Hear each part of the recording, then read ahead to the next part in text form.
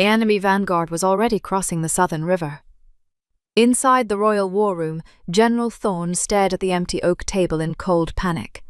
King Alex, the ruthless Iron Sovereign who conquered nations before dawn, had missed his third consecutive war council.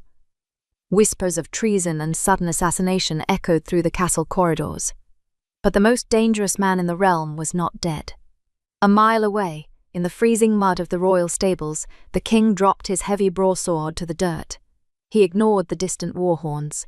His scarred hands reached for a crippled orphan boy trembling in the shadows. The kingdom was on the brink of total annihilation, and the Alpha King was busy lifting a broken stable boy onto his massive warhorse. 3 wooden chairs remained empty at the head of the map table. General Thorne slammed his fist against the oak surface. Rain lashed against the glass windows of the war room. It was the 3rd council meeting in 3 days. King Alex had missed them all. Sweat gathered on the foreheads of the older commanders. They stared at the map with growing dread. Enemy forces were crossing the southern river. The kingdom needed a strategy. It needed its king. Alex never missed a war council. He had built his reputation on ruthless efficiency and battlefield precision. Men called him the Iron Sovereign behind his back. He conquered territories before his enemies even finished lacing their boots. Now, his generals stood in a drafty room without orders. Whispers of assassination or illness began to spread among the lower ranks. Thorne turned toward the heavy doors. He ordered 2 guards to search the castle grounds immediately. He told them not to return without Alex. A mile away from the war room, the royal stables smelled of wet straw and manure. Mud covered the stone pathways. Matthew dragged his left leg through the thick sludge. His ragged boots offered no protection against the freezing rain. He carried a wooden bucket of oats toward the rear stalls. The bucket weighed almost as much as he did. His breathing came in short gasps. His left knee throbbed with a dull pain that never truly stopped. 2 older stable hands stood near the doorway. They watched Matthew struggle and laughed. One of them stuck a boot out into the aisle. Matthew did not see it in time. His bad leg caught the leather toe. He slammed into the dirt floor. The oats scattered across the wet mud. Matthew scrambled to gather the ruined grain with shaking hands. The older boys stepped closer. They called him useless. They told him he would never ride a horse, let alone tend to them properly. Matthew kept his head down and bit his lip. Tears stung his eyes. He knew they were right. He was an orphan with a twisted leg.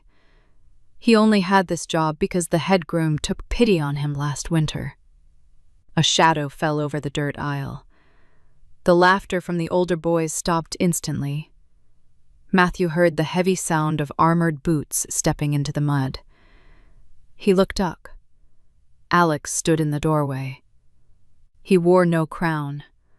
His dark tunic was soaked with rain. A simple leather belt held his broadsword at his waist. He looked down at the 2 older boys. His expression held no anger, only an icy calm that terrified men twice their age. He pointed a single finger toward the exit. The older boys ran away without speaking a word. Matthew remained on his knees in the mud. He tried to push himself backward. He knew who this man was. Everyone feared Alex. Alex stepped closer to the scattered oats. He knelt in the dirt. He did not care about the mud staining his trousers. He reached out and picked up the wooden bucket. He placed it gently next to Matthew. Matthew stared at the king's hands. They were covered in calluses and old battle scars. "Get up," Alex said. His voice was quiet. Matthew grabbed the stall gate and pulled himself up. His left leg trembled violently. He waited for the king to punish him for wasting the grain. Instead, Alex looked past him toward the stalls. "Which horse is yours?" Alex asked. Matthew blinked in confusion. "I do not have a horse, my lord," Matthew whispered. "Every man in my cavalry starts with a horse," Alex said. "I am not in the cavalry," Matthew replied. "I am just a stable boy." "And you have a bad leg," Alex added. Matthew looked at the ground in shame. "Yes, my lord," he said. Alex walked down the aisle toward the largest stall. A massive gray war horse snorted behind the wooden gate. The animal belonged to the king. Nobody else was allowed to touch it. Alex unlatched the gate and led the horse out into the aisle. The beast towered over Matthew. Matthew took a frightened step back. His bad leg gave out. He stumbled against the stone wall. Alex held the reins with one hand. He walked over to Matthew. He did not offer pity. "Fear is a choice," Alex said. Matthew pressed his back against the cold stone. "I cannot ride," Matthew said. "My leg cannot grip the saddle." "You do not ride with your legs," Alex said. "You ride with your balance and your will." Alex moved closer. He reached down and grabbed Matthew by the waist. He lifted the boy effortlessly into the air. Matthew gasped in shock. Alex set him down in the center of the heavy leather saddle. The ground looked terrifyingly far away. Matthew grabbed the front of the saddle with both hands. His knuckles turned white. The gray horse shifted its weight. Matthew squeezed his eyes shut. He waited to fall. He waited for the hard ground to break his bones. A warm, heavy hand covered his small fingers. Matthew opened his eyes. Alex stood beside the horse. He pried Matthew's hands off the leather pommel. He placed the thick leather reins into the boy's palms. "Look at his ears," Alex instructed. Matthew stared at the horse's ears. "They tell you where his mind is," Alex continued. "If he looks forward, you go forward." Matthew swallowed hard. "What about my bad leg?" he asked. "Forget your leg," Alex said. "Use your weight." Alex pressed his hand against Matthew's lower back. He pushed the boy into a straighter posture. "Sit deep," Alex said. "Breathe when he breathes." Matthew took a slow breath. The horse let out a long exhale at the exact same moment. For the first time in his life, Matthew did not feel broken. He felt tall. He looked down at Alex. The king was watching him with steady eyes. There was no pity in his gaze. There was only expectation. Alex took a step back. "Walk him to the end of the aisle," Alex ordered. Matthew froze. "By myself?" he asked. "I am right here," Alex replied. Matthew loosened his death grip on the reins. He shifted his weight slightly forward. The massive horse took a slow step. Matthew's heart hammered against his ribs. The horse took another step. Matthew did not fall. His left leg hung uselessly against the saddle flap. It did not matter. The horse carried him. Alex walked alongside them in the mud. He watched the boy's posture. He corrected Matthew's grip on the leather straps. They reached the end of the barn. "Turn him," Alex said. Matthew shifted his weight to the right. He gently pulled the right rein. The great warhorse obeyed instantly. A small, breathless smile broke across Matthew's face. He looked at Alex. Alex gave a single nod of approval. Outside, the sound of galloping hooves approached the stable. 2 royal guards leaped from their horses. They rushed into the barn. Their armor clattered loudly in the quiet space. They stopped dead in their tracks.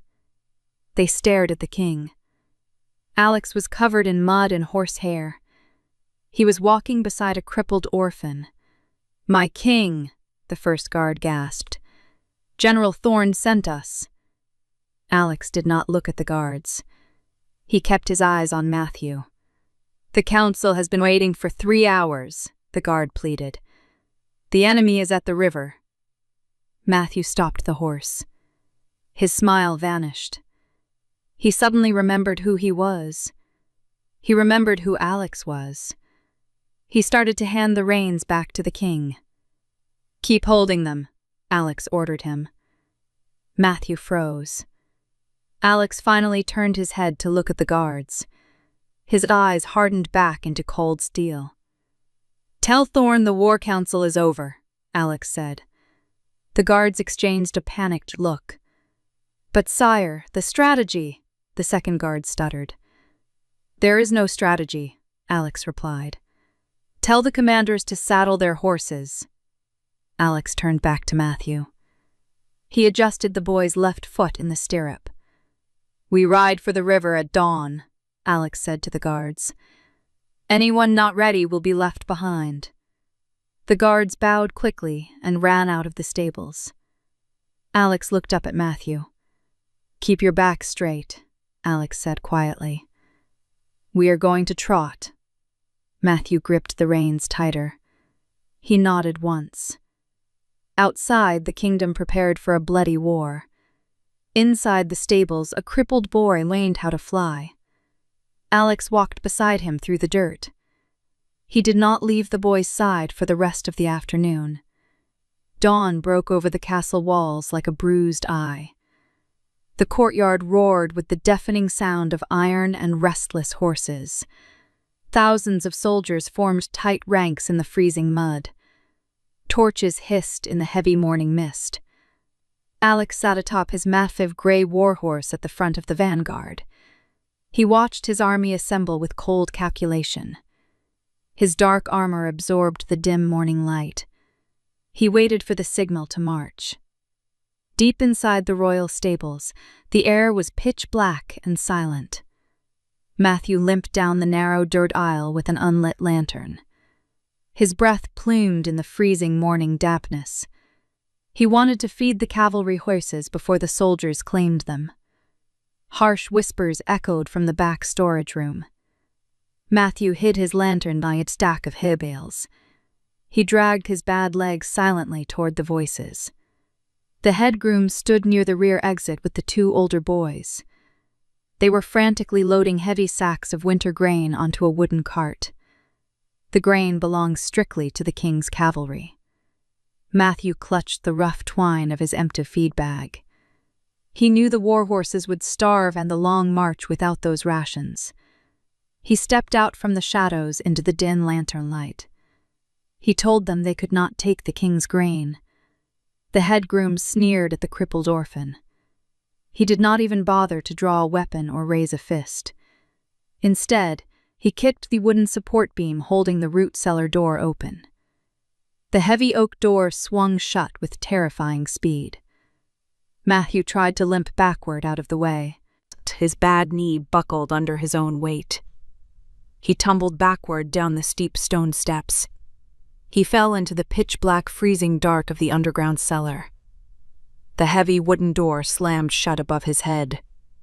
The iron deadbolt clicked into place with a sickening echo. Matthew dragged himself off the frozen dirt floor. His left leg throbbed with a sharp, blinding pain. He pounded his small fists against the thick oak planks.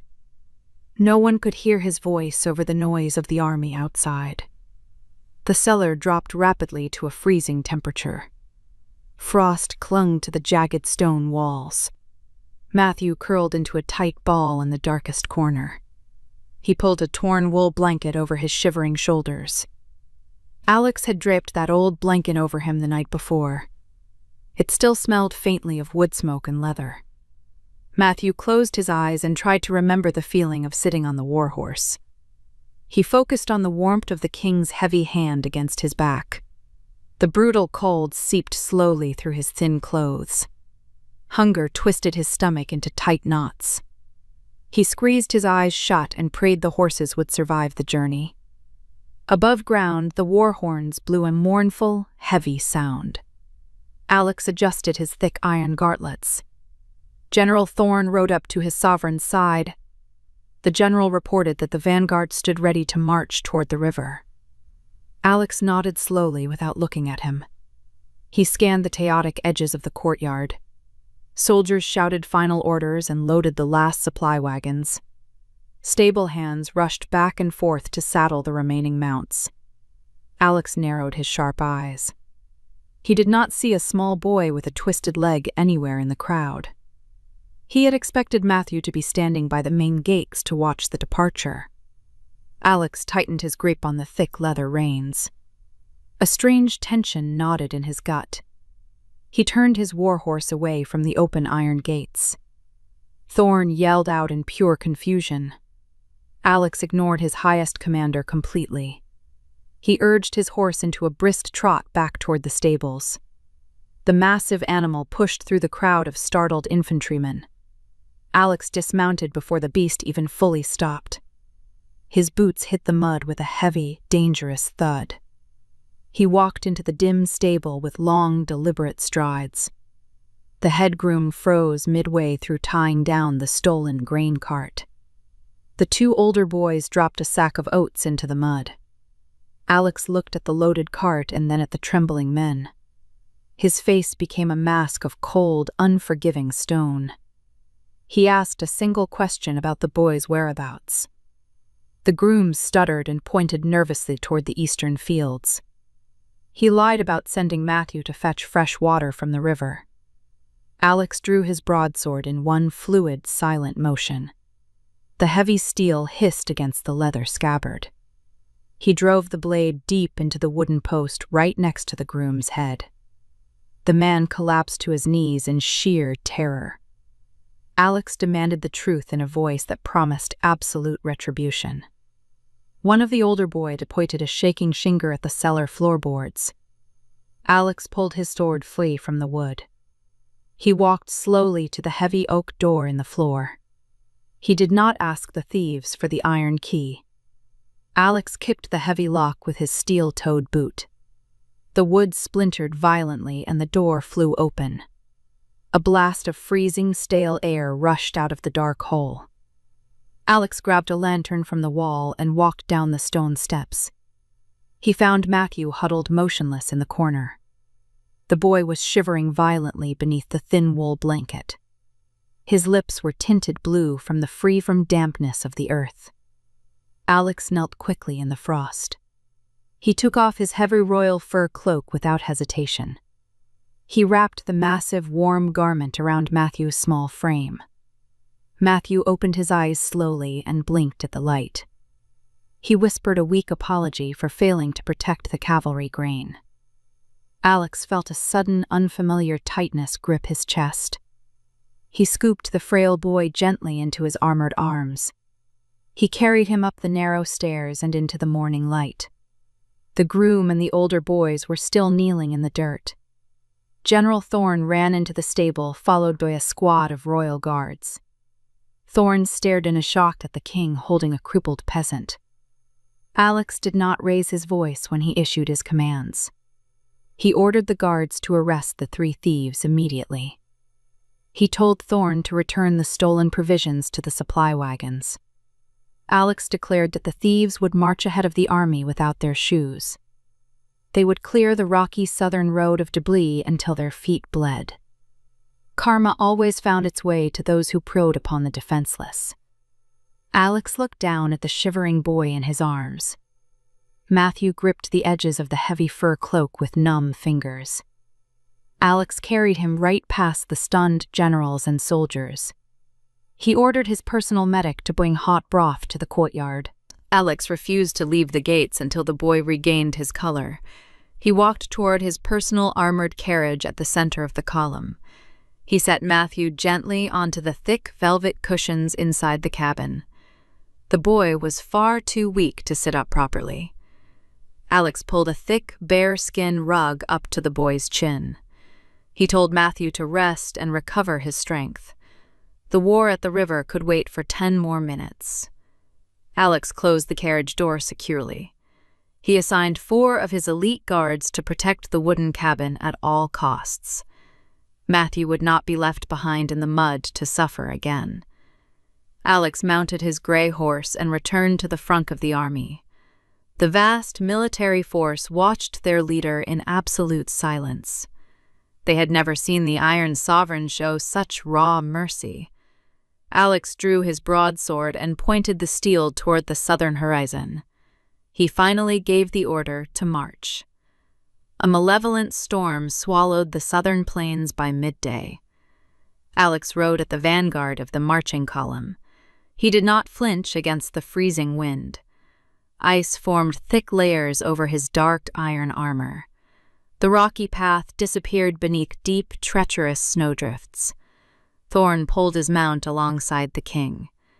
He shouted over the deafening wind. He warned that the infantry was too exhausted to continue. Alex raised a heavy steel gauntlet. He ordered the army to halt near a dense pine grove. The dark trees blocked the worst of the raging abyss. Soldiers rushed to pitch heavy canvas tents in the blinding snow. Alex handed his frozen reins to a shivering guard. He walked directly toward the center of the chaotic camp. 4 elite guards stood completely still outside his private carriage. They bowed as their sovereign approached. Alex opened the heavy wooden door. He stepped out of the violent white storm. The air inside the small cabin felt surprisingly warm. A faint orange light illuminated the dark space. Matthew knelt on the wooden floorboards. The boy held a small brass brazier between his hands. He blew softly onto a tiny cluster of glowing embers. He had broken small twigs from a discarded supply crate. His thin fingers were bruised and shaking from the cold. Matthew looked up in sudden terror. He dropped the remaining twigs immediately. He scrambled backward until his injured leg hit the velvet bench. He whispered a frantic apology to the king. He explained that he only wanted to heat the cabin. He knew the king would be freezing after the long ride. Matthew had ignored his own hunger and pain entirely. He only cared about warming his sovereign. Alex stared at the fragile, flickering fire. A strange, heavy silence filled the royal carriage. Alex had lived his entire life surrounded by traitors and sycophants. Men only offered him loyalty when they desired power or gold. No one had ever built a fire just to keep him warm. Alex removed his frozen orange gauntlets. He dropped the heavy metal onto the floorboards. He knelt slowly beside the shivering orphan. He held his scarred hands over the small flames. The heat sank into his numb, pale skin.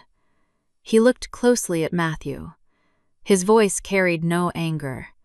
He asked where the boy learned to start a fire with damp wood. Matthew kept his eyes fixed on the wooden floor. He muttered that the royal stables were often too cold in winter. He had to learn to survive the freezing nights alone. Alex felt a dark anger stirred deep in his chest. The anger was not directed at the frightened boy. It was directed at the men who had let a crippled child freeze. Alex stood up and opened a heavy iron trunk. He pulled out a massive cloak made of pristine black wolf fur. A silver crest of a roaring beast marked the shoulder. The royal mantle was a symbol of absolute authority. Alex turned back to the boy. He draped the heavy fur over Matthew's narrow shoulders. The thick material instantly swallowed the boy's frail frame. Matthew gasped and grabbed the edges of the cloak. He tried frantically to take it off. He stammered that a stable hand could not wear the king's colors. He believed it was a crime punishable by whipping. Alex stopped the boy's hands with a firm, inescapable grip. He fastened the silver clasp securely beneath Matthew's chin. He stated that Matthew was no longer a stable hand. The boy belonged to the royal house now. Anyone who laid a hand on him would face immediate retribution. Matthew stared at Alex with wide, disbelieving eyes. Tears welled up in the corners of his vision. He did not know how to process such absolute protection. A loud knock echoed suddenly against the carriage door. Thorn announced from outside that the commanders were ready. The emergency war council needed to commence immediately. Alex released the boy's hands. He ordered Matthew to stay near the fire and sleep. Alex pushed the heavy door open and stepped back into the blizzard. Thorn waited in the deep snow with 3 other generals. They all glanced past Alex into the warm cabin. They saw the crippled orphan wearing the sovereign's mantle. Shock instantly paralyzed the veteran commanders. Thorn opened his mouth to protest the blatant violation of royal law. Alex turned his head slowly. He locked eyes with his highest general. His gaze carried the promise of absolute destruction. The unsupported threat crushed the air out of the commander's lungs. Thorn closed his mouth tightly and bowed his head deeply. The other generals quickly followed suit. They understood the new reality of the military camp. The broken boy was completely untouchable. Alex walked past them toward the command tent. He moved with the terrifying grace of an apex predator. The wind tore at his dark tunic. He did not seem to feel the cold anymore. Inside the massive canvas tent, a map covered a wooden table. Alex stood at the head of the heavy board. He listened to his scouts report the enemy positions. The opposing army had fortified the southern river crossing. They outnumbered Alex's vanguard by 2 to 1. The generals suggested a slow, defensive retreat. They argued that the blizzard made a frontal assault impossible. Alex stared at the parchment map in dead silence. He picked up a wooden marker representing his cavalry. He did not plan to retreat. He planned to bring absolute ruin to his enemies. He moved the wooden piece across the painted river. He outlined a brutal, high-risk flanking maneuver through the frozen marsh. The strategy required impossible speed and absolute ruthlessness. It was a maneuver only the Iron King could execute. Thorn wiped melting snow from his brow. He asked when the devastating attack would begin. Alex looked up from the illuminated map. His eyes were as dark and cold as the winter storm outside. He declared they would ride before dawn. The enemy would fall before they even realized the storm had passed. The council disbanded in a state of tense urgency. Alex walked back through the quiet, freezing camp. The winter storm had finally begun to break. Moonlight cut through the shifting black clouds. He approached his heavily guarded carriage. He opened the door with quiet precision. The brass brazier had burned down to warm, glowing ash. Matthew was fast asleep on the velvet cushions. The boy clutched the heavy wolf fur tightly to his chest. His breathing was steady and deep. The sharp lines of pain on his young face had finally vanished. Alex sat down slowly on the opposite bench. He rested his heavy broadsword across his knees. He watched the boy sleep in the quiet cabin. Tomorrow, Alex would unleash utter devastation upon the river valley. Tonight, he sat quietly in the protective dark. He kept the silence unbroken. Dawn had not yet pierced the heavy winter clouds. Alex rode at the head of his elite cavalry. The frozen marsh creaked quietly beneath the eaves of their war horses. He signaled his commanders with a sharp motion of his hand. Thousands of riders advanced in absolute silence. The freezing mist completely concealed their approach from the enemy scouts. They charged into the fortified river valley like a sudden avalanche. The opposing forces were completely unprepared for the brutal ambush. Panic swept through the enemy camp in mere seconds. Tents collapsed under the thundering hooves of the advancing cavalry. Alex drew his broadsword as he breached the frontline barricades. He fought with devastating precision. His blade moved as a blur of deadly steel. He targeted the enemy lieutenants first. He dismantled their chain of command with clinical efficiency. No soldier could match his speed or his terrible strength. He drove his horse depot into the heart of the frantic formation. The opposing vanguard finally rallied and tried to surround him. They raised their spears in a desperate attempt to trap him against the riverbank. Alex shattered their defensive lines with a single, brutal charge. He struck with the fury of a natural disaster. General Thorne protected the right flank with equal ruthlessness. The veteran general watched Alex fight with renewed awe. Alex usually fought with cold calculation. Today, he fought with a dart consuming fire. The battle lasted less than an hour. Victory belonged entirely to Alex. He ordered the surviving enemy commanders to drop their weapons. They surrendered immediately upon seeing his terrifying silhouette against the rising sun. Alex secured the vital river crossing without losing a single cavalry unit. He commanded Thorne to shackle the high-ranking prisoners. His breath plumed in the freezing morning air. He wiped a thin layer of frost from his steel visor. He did not stay to celebrate the rapid conquest. His mind shifted immediately back to the secure camp in the northern pines. He turned his massive gray warhorse away from the battlefield. He rode back toward the tree line at a punishing gallop. Miles away, Matthew finally opened his eyes. The thick wolf fur kept him incredibly warm. He sat up and looked out the small carriage window. The blizzard had passed entirely during the night. A silent, brilliant white world stretched out before him.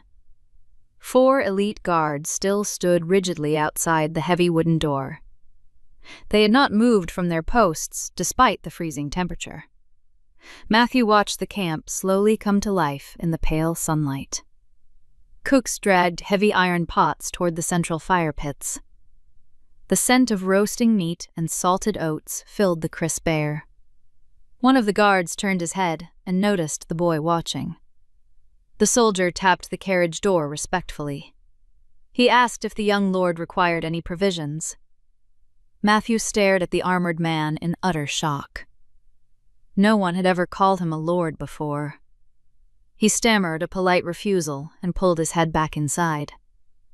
He heard the distant, low rumble of the returning army. Anxiety twisted tightly inside his stomach. He worried about the man who had given him the royal mantle. He knew war brought only death and unimaginable ruin. Matthew pushed the heavy carriage door open just a fraction. He watched the vanguard march back into the encampment. The soldiers looked exhausted, but undeniably victorious. Alex rode into the clearing on his towering gray mount. His dark armor bore the heavy marks of close combat. He dismounted slowly near the command tent. Matthew noticed a slight stiffness in Alex's movements. Alex handed his reins to a nearby frightened squire. The royal physician rushed forward with a wooden chest of bandages. Alex waved the terrified old man away with a sharp gesture. He walked directly toward his guarded carriage instead. He did not bother attending the victory feast forming in the courtyard. He opened the wooden door and stepped inside. The bitter, cold air rushed in behind him. Alex sat heavily on the velvet bench opposite Matthew. He removed his heavy helmet and set it on the floorboards. A deep gash ran along the left sleeve of his dark tunic. The heavy fabric was torn and stained from the morning battle. Matthew gasped at the sight of the jagged tear. Alex noticed the boy's panic and sighed. "It is just a scratch," Alex said evenly. Matthew did not believe him at all. The boy carefully folded the precious wolf fur mantle. He set the royal cloak safely on the velvet cushion. Matthew limped toward the small wooden storage cabinet in the corner. He retrieved a clean linen bandage and a small basin of fresh water. Alex watched the boy's awkward movements with silent interest. "I can bandage that," Matthew whispered. He stood awkwardly in front of Alex. Alex extended his injured arm without uttering a single word. Matthew knelt carefully on his good leg. He gently cleaned the open wound with the damp cloth. His small hands trembled slightly against Alex's calloused skin. Alex did not flinch or pull away. He felt the boy's extreme care with every hesitant gesture. Matthew wrapped the white linen tightly around the muscular forearm. He tied a small, neat knot to secure the clean fabric. My mother taught me how to do this, Matthew explained softly. He kept his head bowed humbly. She used to bandage my knee when it ached.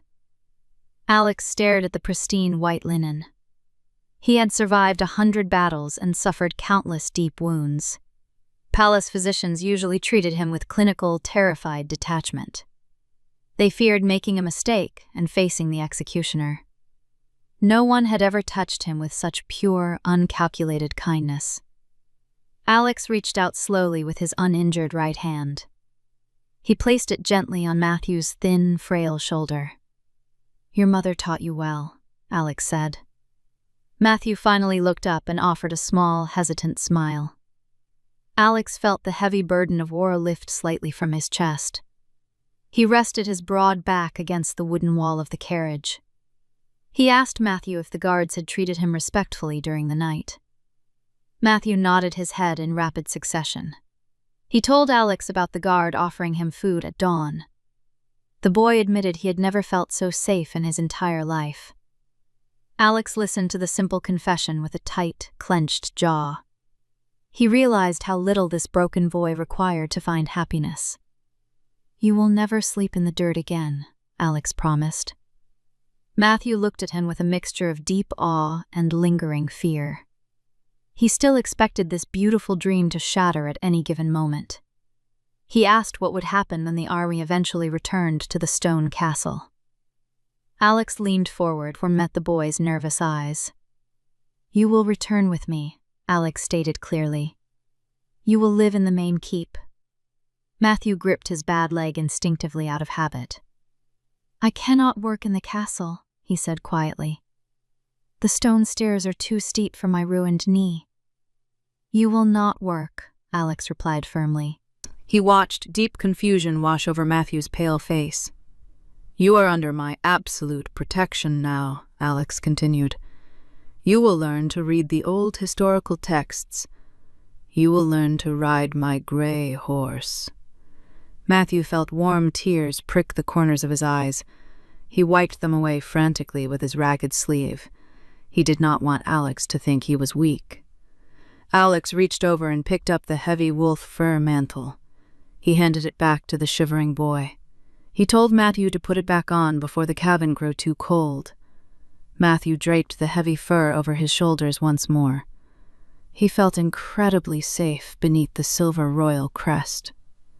Outside, General Thorne began shouting loud orders to secure the camp perimeter. The war against the southern lords was far from over. The enemy kingdom would undoubtedly retaliate for the morning massacre. Alex knew the days ahead would be filled with violence and political poison. He looked at the boy sitting quietly beside the cold brass brazier. Matthew represented a fragile piece of genuine humanity in a brutal, unforgiving world. Alex swore silently to burn down any kingdom that threatened this small carriage. He closed his eyes and finally allowed himself to rest. Matthew sat guard over him for the rest of the morning. He held the wooden water bowl in his lap like a sacred treasure. The crippled stable boy and Alex had found an impossible peace. The journey back to the capital began under heavy winter clouds. General Thorne marched the prisoners firmly at the center of the column. Iron chains clanked loudly against the frozen rocks. Alex rode his gray warhorse near the royal carriage.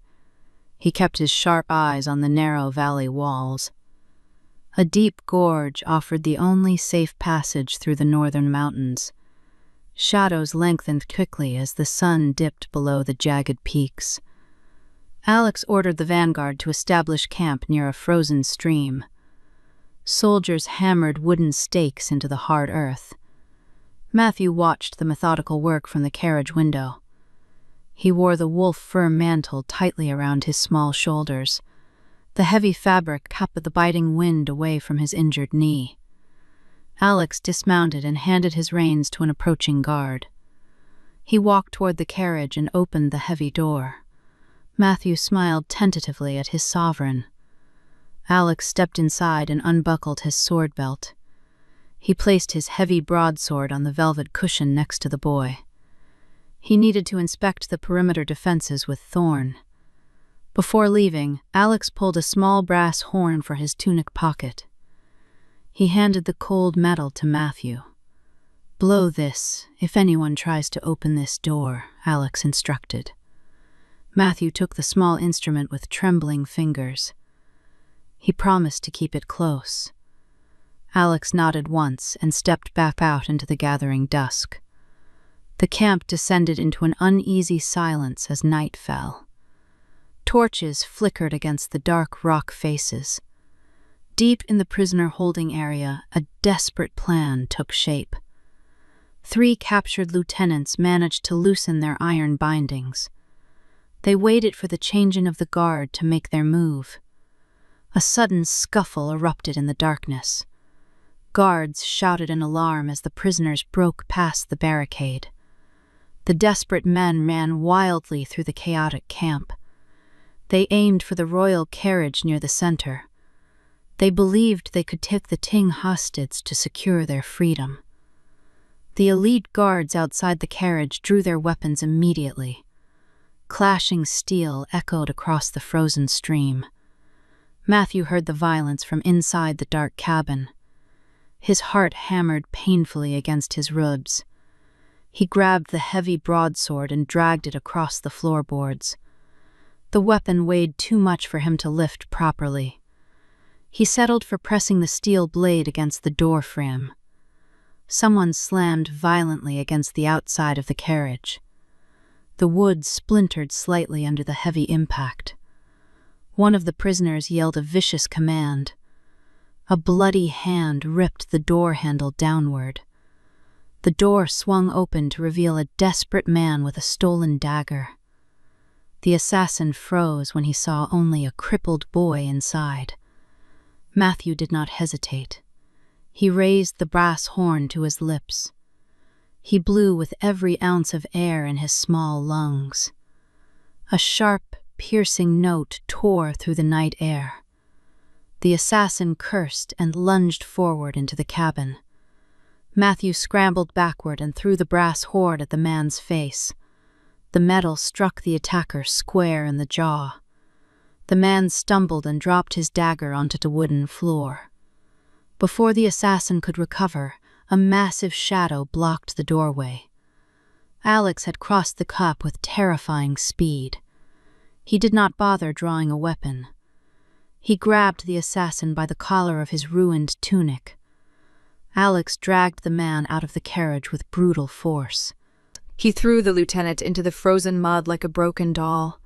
The other 2 prisoners charged at Alex from the shadows. Alex met their advance with absolute ruin. He dodged a wild spear thrust and struck the first man's chest. The impact shattered the soldier's resolve instantly. The second man tried to strike from behind. Alex spun gracefully and delivered a crushing blow to the attacker's temple. Both men collapsed into the dirt without making another sound. Thorn arrived moments later with a dozen armed guards.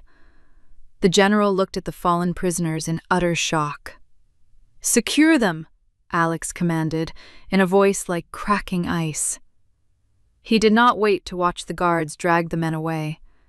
Alex turned his back on the violence and rushed to the carriage. He knelt in the doorway and searched the dark interior. Matthew sat huddled in the corner. His hands were wrapped tightly around the hilt of the king's broadsword. His breath came in short, panicked gasps. Alex stepped inside and closed the shattered door behind him. He knelt on the floorboards directly in front of the trembling boy. He checked Matthew for injuries with quick, precise movements. "Are you hurt?" Alex asked sharply. Matthew shook his head slowly.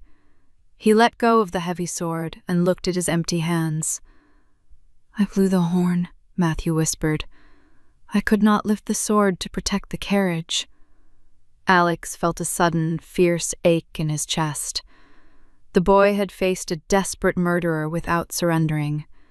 Most grown men would have begged for their lives. Alex reached out and placed a warm hand on the boy's cheek. "You protected my sword. Alex corrected him gently. You sounded the alarm exactly as I instructed. Matthew looked up with wide, tear-filled eyes. He searched the king's face for any sign of disappointment. He found only deep pride. Alex picked up the heavy broadsword from the floor. He slid the weapon smoothly back into its leather scabbard. Bravery is not about wielding heavy steel, Alex said. It is about refusing to let fear dictate your actions. Matthew leaned forward slightly into the king's warm hand. The remaining tension slowly left his frail body.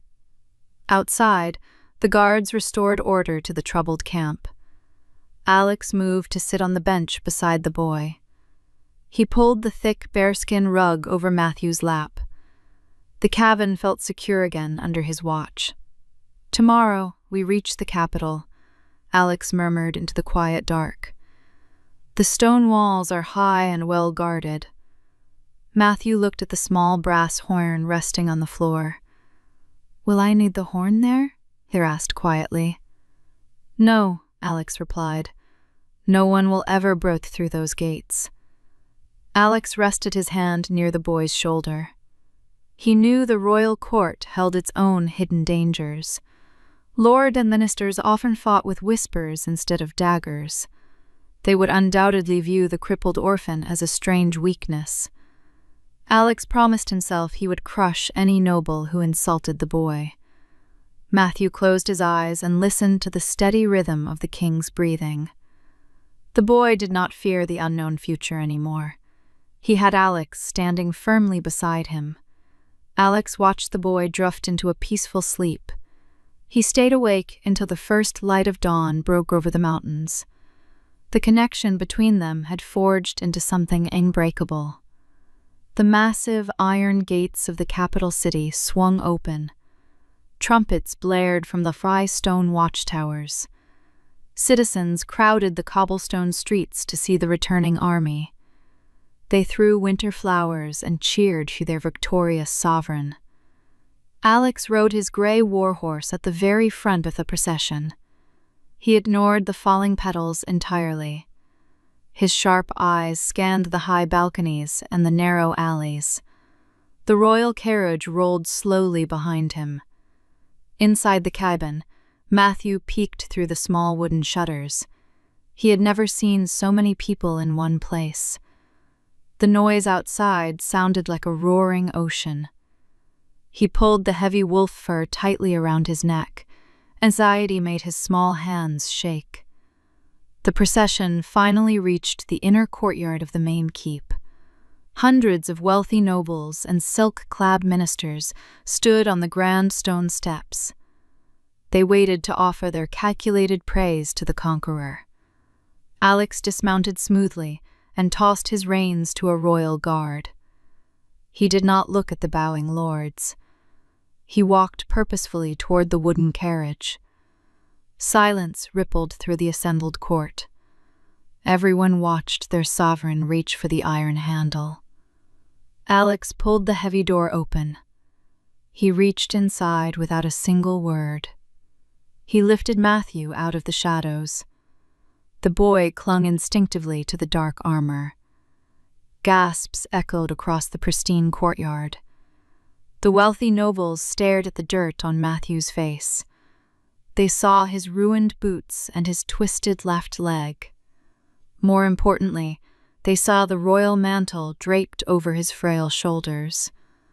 Whispers erupted among the silk-clad crowd like a sudden poison. Lord Vance stepped down from the highest stone tier.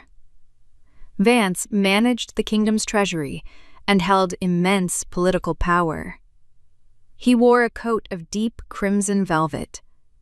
He offered a shallow, insulting bow. He welcomed Alex back to the capital. He immediately gestured toward Matthew with a gloved hand. He told the guards to take the filthy peasant to the kitchens to be scrubbed. Vance assumed the boy was a temporary amusement or a captive servant. Matthew shrank against Alex's chest. He closed his eyes and waited to be dragged away. Alex did not hand the boy over. He stood completely still in the center of the courtyard.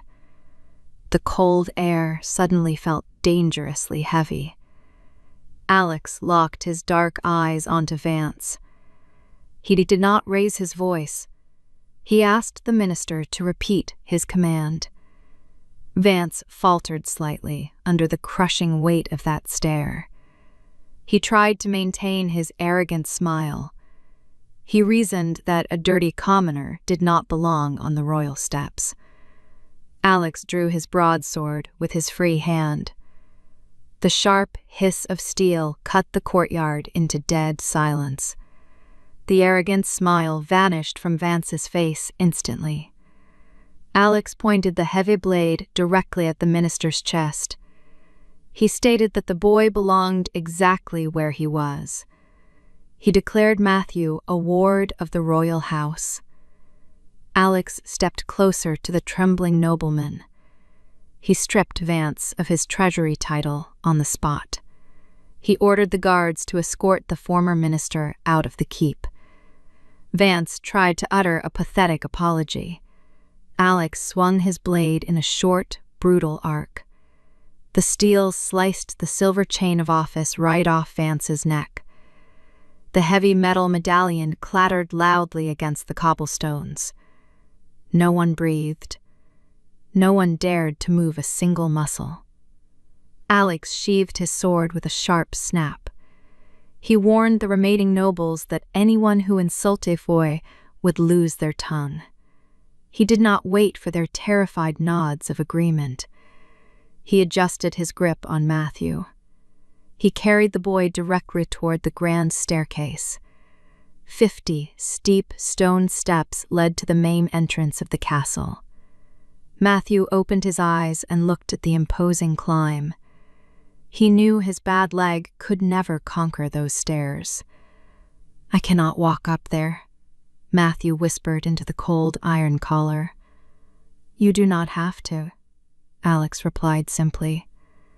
Alex began to climb. He carried the boy effortlessly past the rows of stunned aristocrats. The lords and ladies bowed deeply as he passed. They kept their eyes fixed firmly on the ground. Matthew looked down at the tops of their wealthy heads. He realized they were completely terrified. They did not fear an invading army. They feared the man holding him. Alex reached the massive oak doors of the great hall. Servants rushed to pull the heavy wood open. Warm air and the scent of roasting meat spilled out into the cold morning. Alex stepped into the cavernous entry hall. Tapestries of old battles hung from the high stone walls. A massive fire blazed in the central hearth. Alex walked past the dining tables and headed straight for the residential wing.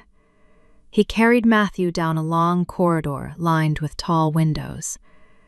They stopped in front of a heavy mahogany door. 2 guards snapped to attention and opened the room. The bedchamber was larger than the entire stable back at the winter camp. A massive 4-poster bed dominated the center of the room. Thick woolen rugs covered the polished stone floor. A warm fire already cracked in the marble fireplace. Alex walked to the center of the room and gently set Matthew down. The boy's feet sank into the soft rug. His bad leg did not ache in the warm air. He looked around the luxurious space in absolute disbelief. He asked if this was where the servants slept. Alex unfastened his dark iron armor. He let the heavy breastplate fall onto a wooden stand.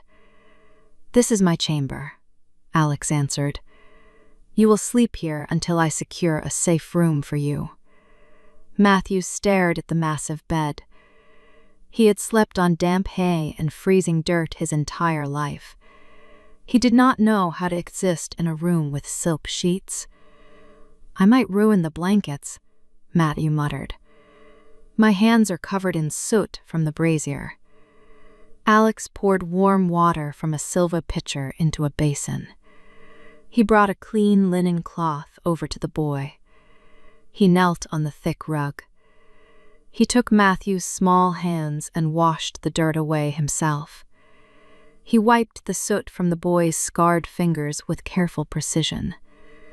Matthew watched him clean his hands with quiet awe. He finally understood the depth of the protection he had been given. Alex dried the small hands with a soft towel. He stood up and pointed toward the bed. He told Matthew to rest while he dealt with the remaining court business. Matthew limped slowly toward the mattress. He climbed up onto the thick down feathers. He pulled the heavy wolf mantle over his shoulders like a shield. Alex walked to the door and looked back. The broken orphan looked incredibly small in the giant bed. Yet for the first time, Matthew looked like he belonged there. Alex closed the door quietly behind him. He left 4 of his deadliest guards in the hallway. He walked back toward the great hall to face the nervous nobility. He knew they would scheme and whisper in the dark. He welcomed their pathetic treason. It would give him an excuse to burn the rest of their arrogance to the ground. He would tolerate no threat to the boys sleeping in his room. Weeks passed inside the towering stone walls of the capital. Winter maintained its iron grip on the kingdom. Snow covered the high parapets and choked the narrow streets. Inside the royal study, a roaring hearth kept the cold at bay. Matthew sat at a heavy mahogany table surrounded by ancient texts. He stared at the faded ink on the cracked parchment. Alex sat across from him with a stack of military reports. The king did not delegate the boy's education to a palace scholar. He taught the orphan the letters himself. Matthew traced a complex historical rune with a scarred finger. He struggled to pronounce the archaic syllables aloud. His voice wavered as he tried to piece the words together. Alex corrected him with infinite patience. Men who failed the king on the battlefield faced swift execution. The boy who stumbled over his words received only quiet encouragement. Matthew slowly mastered the names of the old kings. He learned the complicated geography of the northern rivers. He read a passage about a sovereign who fell to treason. He asked Alex why men betrayed those who fed them. Alex looked up from his battle maps and met the boy's eyes. He explained that greed always corrupted weak minds. He told Matthew that true loyalty could never be bought with gold. Matthew listened and committed the harsh lesson to memory. He proved to possess a sharp and hungry mind. His physical body remained frail and broken. His intellect sharpened into a formidable weapon under Alex's guidance. He absorbed knowledge like a starved traveler drinking from a well. After the morning reading, they walked down to the royal training grounds. Alex had commanded the master saddler to design something unprecedented. A heavy leather saddle sat mounted on a calm chestnut mare. Thick iron braces lined the left side of the riding gear. They were forged specifically to cradle a ruined leg. Alex lifted Matthew and set him onto the horse. He strapped the boy's left knee securely into the metal support. Matthew gripped the reins with a mixture of terror and fierce determination. The brace held his weight perfectly in place. He did not fall when the mare took her first slow step. A bright smile broke across his pale face. Alex walked beside the horse and watched the boy's posture. He taught Matthew how to guide the animal with subtle shifts in balance. The boy learned to trust the iron brace. He learned to trust the gentle rhythm of the mare. For the first time, he moved without a limp. He rode in a slow circle around the snowy courtyard. He felt the wind against his cheeks instead of the freezing mud. The lesson lasted until the sun dipped behind the western towers. Later that evening, shadows stretched long across the stone courtyard. Alex attended a mandatory meeting with his northern generals. Matthew requested permission to visit the chestnut mare before bed. He wanted to offer the gentle animal a fresh apple. 4 elite guards escorted the boy down to the royal stables. The air smelled of clean hay and damp earth. Matthew limped down the quiet aisle toward the mare's stall. He noticed a hooded figure slipping out of the shadows near the grain bins. The stranger moved with frantic, unnatural speed. Matthew stopped and watched the man disappear into the cold night. A deep sense of unease settled in the boy's chest. He dragged his bad leg toward the open wooden bin. He scooped a handful of oats into his palm and brought it close to the lantern. A fine white powder coated the golden grains. Matthew recognized the faint, bitter smell of nightshade instantly. The old stable hands used to warn him about the poisonous root. It stopped a horse's heart in less than an hour. It was a cruel way to kill a noble beast. Matthew dropped the tainted oats back into the bin. He shouted for the guards with all the strength in his lungs. The armored men rushed into the stable with drawn weapons. Matthew pointed at the poisoned grain and demanded they seal the doors. He ordered them not to let any horse eat from the trough. His voice carried the sharp authority of a true sovereign.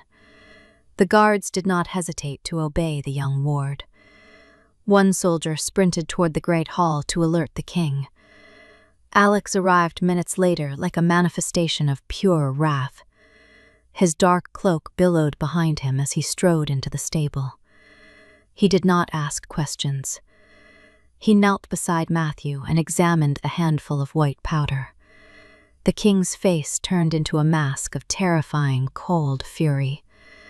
He knew the poison was meant for the chestnut mare. The traitor wanted to break the boy's heart by killing his first horse. It was a coward's strike against the king's only vulnerability.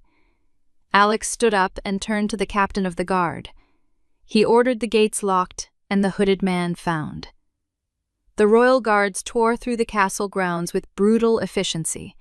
They checked every shadowy corner and barred every exit. They dragged a trembling nobleman into the stables shortly after midnight. It was a minor lord loyal to the disgraced minister Vance. The traitor fell to his knees in the dirt and begged for mercy. He claimed he only wanted to scare the peasant boy. He wept and swore he meant no harm to the king. Alex drew his broadsword in one fluid motion.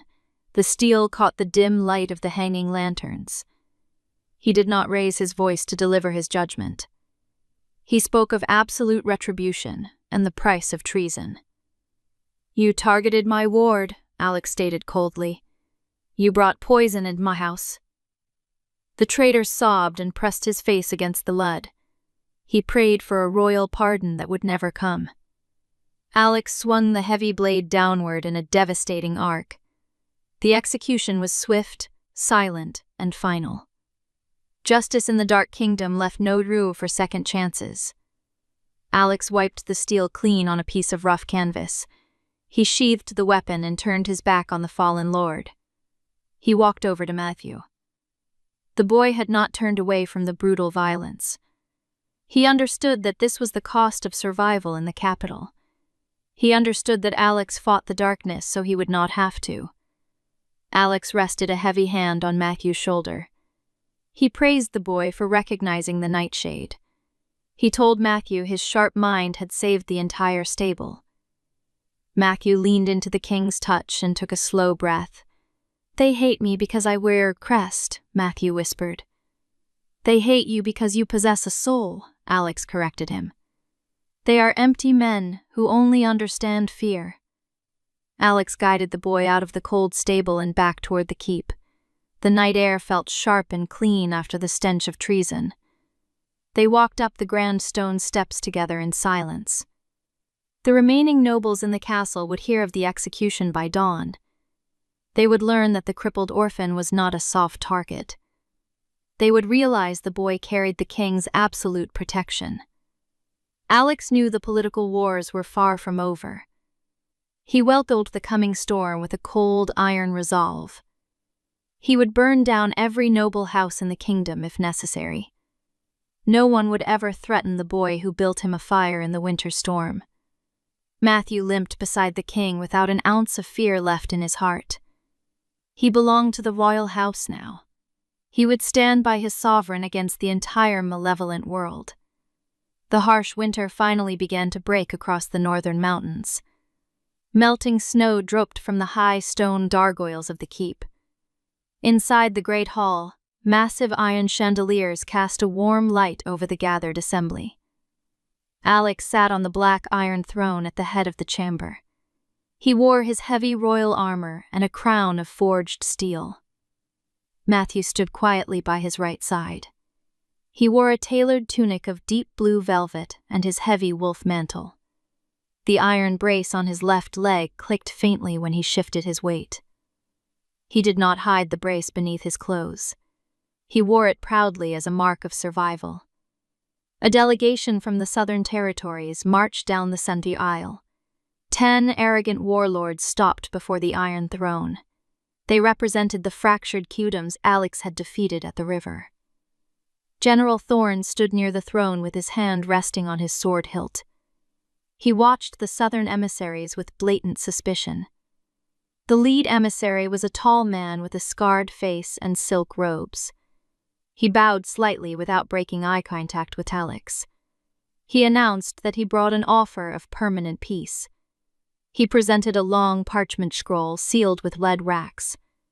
He claimed the southern kingdoms would unite and swear fealty to Alex.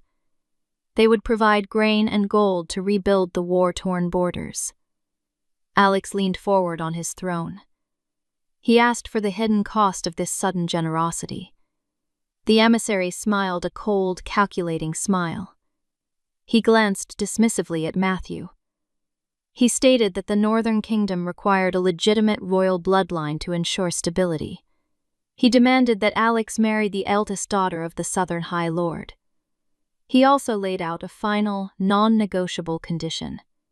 He demanded that the crippled ward be sent to the southern capital as a political hostage. He called Matthew a commoner who polluted the sanctity of the royal court. A deathly silence fell over the massive hall. The remaining northern nobles held their collective breath. They secretly hoped the foreign warlords would rid them of the peasant boy. Alex did not speak a single word. He stood up slowly from the Iron Throne. The temperature in the great hall seemed to drop instantly. He rested his hand on the hilt of his broadsword. He prepared to sever the emissary's head from his shoulders. He would gladly wage a continent-wide war before surrendering the boy. Before Alex could draw his blade, a small hand gripped his armored wrist. Alex looked down in surprise. Matthew stepped forward past the heavy iron throne. He did not look terrified. He looked directly at the arrogant southern warlord. His voice carried clearly across the silent hall. He asked the emissary how the Southern Army planned to enforce this threat. The emissary laughed a harsh, mocking laugh. He boasted that 60,000 Southern soldiers waited at the border. He claimed they were heavily armed and fully supplied for a long siege. Matthew shook his head slowly. He stated that the emissary was lying. Whispers erupted among the silk-clad nobles. Thorne stared at the boy in absolute astonishment. Alex crossed his arms over his chest and watched Matthew with intense focus. He let the boy hold the floor. Matthew listed the facts he had memorized from the royal ledgers. He pointed out that the southern grain harvests had failed for 2 consecutive autumns. He noted that the recent blizzard had flooded the primary trade routes through the southern valleys. He explained that 60,000 men required massive daily rations to survive a march. He looked the emissary dead in the eye. He declared that the Southern Army was currently starving. He deduced that they were offering peace because they could not survive another month of winter. The emissary's face turned completely pale. His arrogant smile vanished into thin air. Matthew did not stop his relentless breakdown of their strategy. He revealed that the southern iron mines had collapsed during the last earthquake. He knew they could not forge new weapons or repair their broken armor. He called their bluff with devastating precision. He stated that the southern delegation had come to beg for survival, not to make demands. The great hall remained absolutely quiet. Even the traitorous northern nobles were stunned into silence.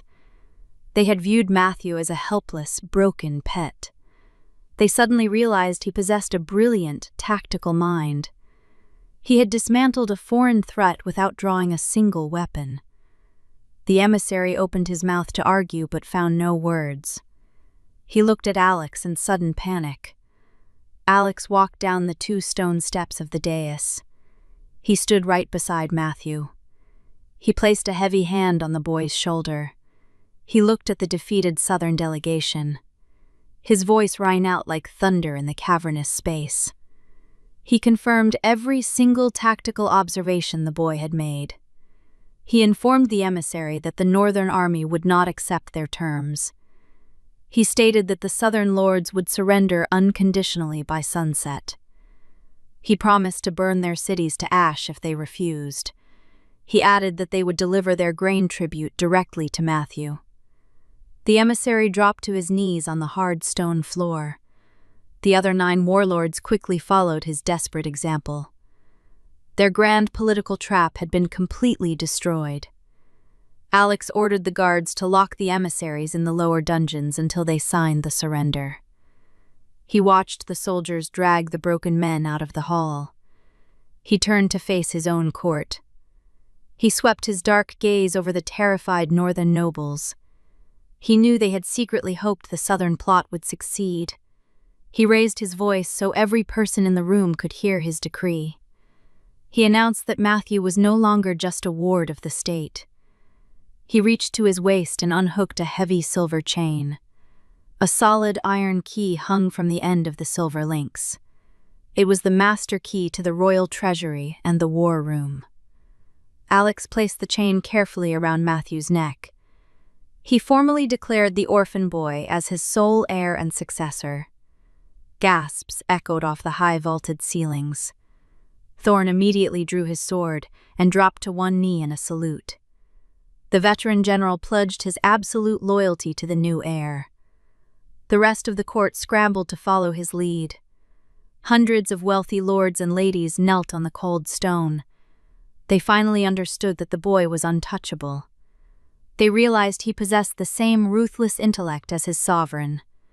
Matthew stood tall despite the heavy iron brace on his leg. He felt the cold weight of the silver chain against his chest. He looked up at Alex. Alex looked down at him with immense, unbreakable pride. The king had conquered armies and destroyed entire kingdoms. He considered this brilliant, resilient boy to be his greatest victory. Matthew did not need to grip the king's armor for safety anymore. He had learned how to stand his ground in a room full of monsters.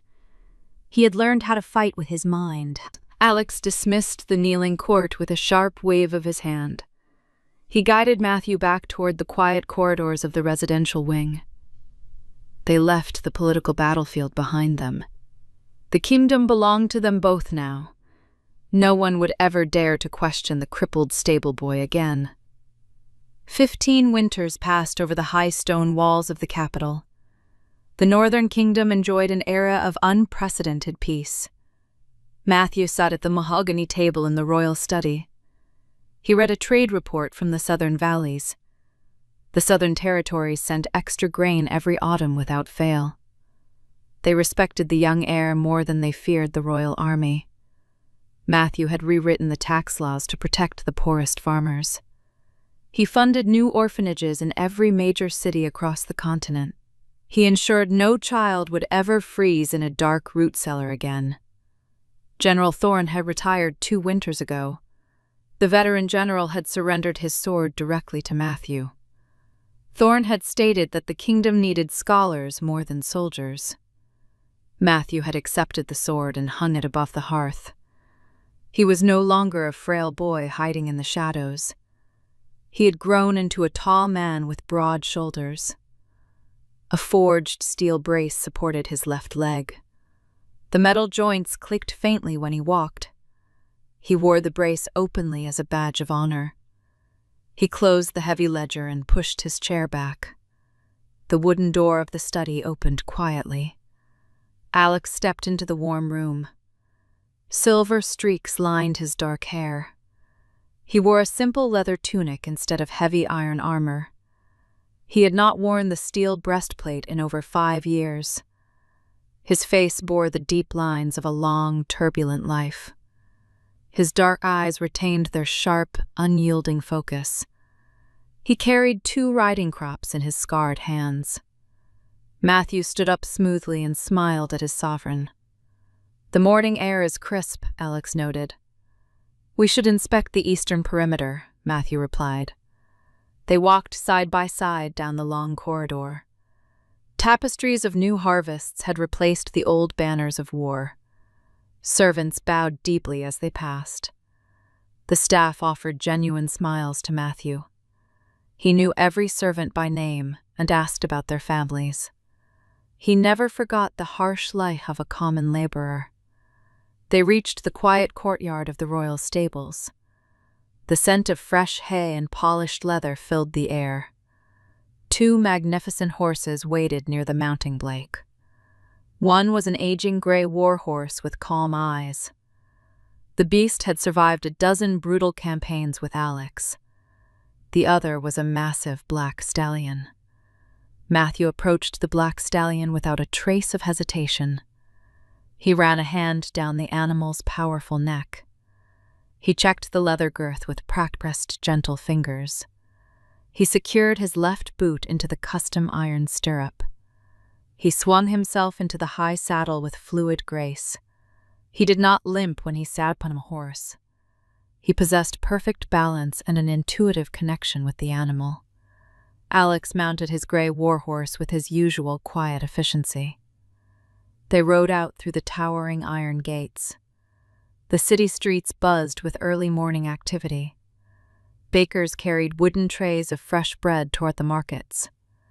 Blacksmiths stoked their roaring fires in the lower districts. Citizens stopped their wagons to wave at the passing riders. They threw early spring blooms onto the cobblestones. They cheered loudly for Matthew. They called him the architect of the long peace. Alex rode slightly behind Matthew and watched the crowd.